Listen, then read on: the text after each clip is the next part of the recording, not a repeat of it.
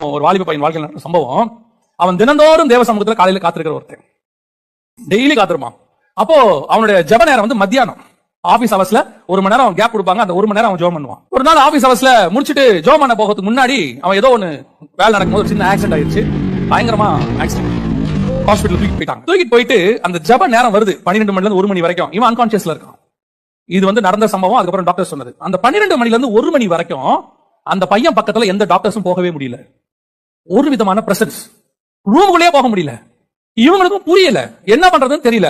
இவங்க பேசிருக்காங்க, என்ன நடக்குது, எல்லாம் அந்த பையன் போக இருக்குங்க, போக முடியல. கரெக்டா 1 மணி தாண்டி போய் பாக்குறாங்க, அவன் ஹீல் ஆயிருக்கான்.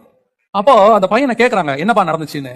அந்த பையன் சொன்ன சாட்சி, நீ டெய்லி என்ன பார்க்க 12 மணிக்கு வருவ, இன்னைக்கு உன்னை பார்க்க நான் வந்தேன், நீ வர முடியாதுன்றதுனால. நம்ம தேவன் அப்படிப்பட்டதான ஒரு தேவன், அவ்வளவு சென்சிட்டிவா கூட இருப்பாரு.